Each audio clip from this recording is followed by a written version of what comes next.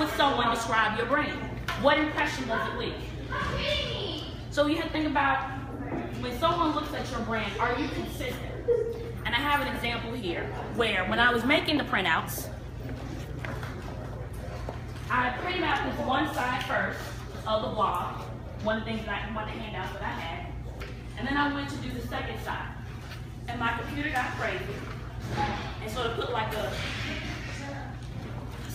line through it, what have you, but basically it kind of messed it up. Now technically I probably could have still used it and said this is for demonstration purposes only, but I wanted to show you the idea of a snackable.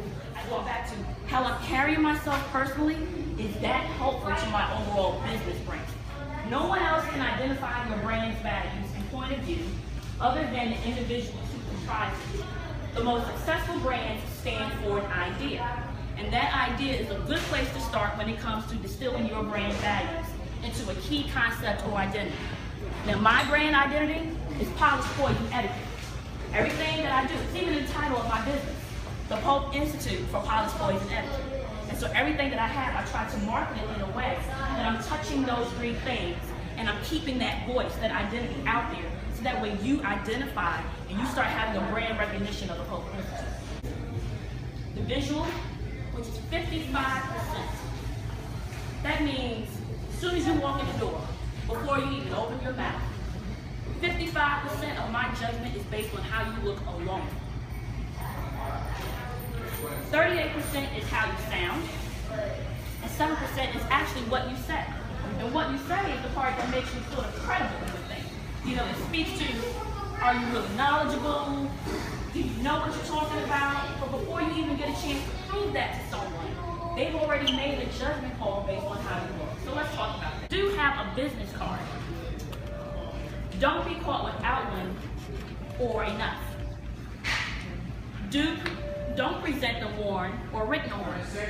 That's a pet peeve where you present a card and you have something crossed out, and it's, oh, that's not my real phone number anymore. Use that one. Or, oh, I'm not at that location, but the number's still good. Those types of things, really, that is nowhere near polished. It's not even professional. But if you have to, go to Vistaprint or Staples, or even do the at-home job where you get the paper and print them at home, but do not present a business card that has scratched out marks on it. And don't write on it. Really, the only time when I write on a card is if a card was presented to me and something I need to remember about that person, then I might write that on the card. But that's the only time I will write on a card. See her and shake her hand, I'm connecting with her name badge. And so as she's introducing herself, I'm hearing it and I'm seeing it, and it's connecting. You know, we got to hear things, see things at least 7 times before it connects for us. That's why you always have your name badge high to the right. There are still ways you can sort of take your brand up the next notch and still do it on a budget. For example, let's say you want to do brochures and things like that. Instead of buying a regular paper, buy the glossy paper. It may be a little more expensive, but it'll still work out for you in the end. I remember doing some brochures for my church. We were doing for the women's retreat, and there was 3 of us on the committee, and I had some extra brochure paper, 3-fold. I did it, and the other 2 ladies, they did it on regular paper and did their own folds. And every time we replenished the stock, the ones that I did on the glossy paper would run out first. Because that attracts people. That quality, that extra thing, people are attracted to that. My paper, when I'm doing something for the Pope Institute, it needs to be minimum 24 pound, 98 brightness. I'm going for a little bit more.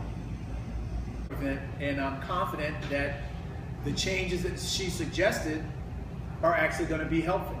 So, yeah, thank you. I mean, I hadn't had a chance to tell you openly, but yeah, thank you. My pleasure.